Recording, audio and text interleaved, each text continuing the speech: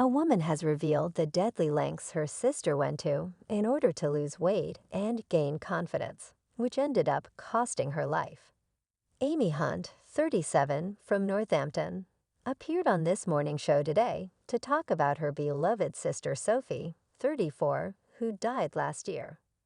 Speaking to hosts Allison Hammond and Dermot O'Leary, Amy explained how Sophie was insecure about her body and had been struggling to feel good after attempting to lose weight with diet and exercise. Amy said, "She told us all she was going to Turkey. She was having this surgery. Her words were she was going to come back $1,000,000. That was it. No one was telling her any different. She was a bigger girl. She'd done diets, but she loved food.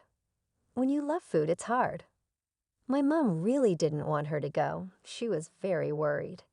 We were all worried, but I just wanted Sophie to happy, and she said she really wanted to do it, so I supported her decision."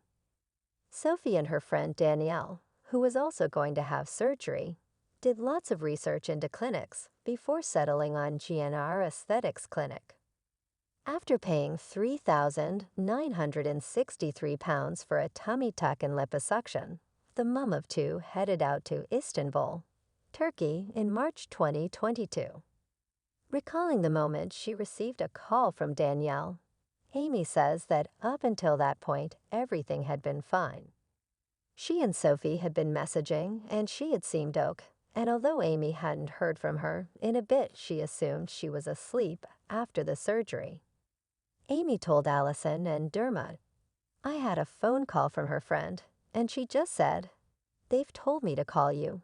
You need to come out.' I just knew. Obviously, I was panicking, throwing stuff in a bag, looking for the next flight so I could get out there."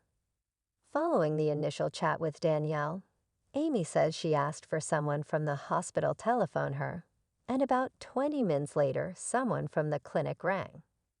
They wouldn't tell her any information other than saying Sophie was ok, but not all right.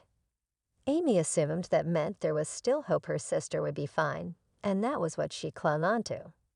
The following morning, Amy flew out and was picked up from the airport by a car and taken to the hospital. They took her into a side room and told her that Sophie had experienced a cardiac arrest. Amy demanded to see her, but was told she couldn't because of the laws in Turkey surrounding COVID and intensive care patients meant she couldn't go in.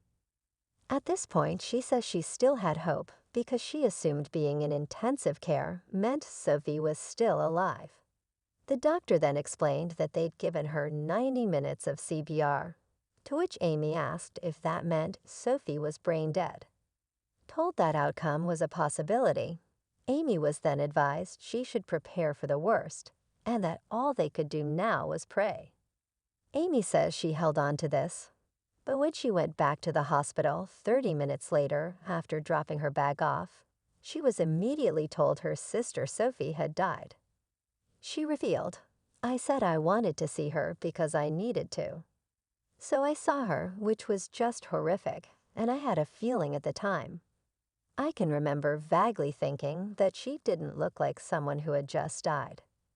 They are a health tourism agency not authorized to perform surgical procedures, and their legally compliant website didn't suggest they are.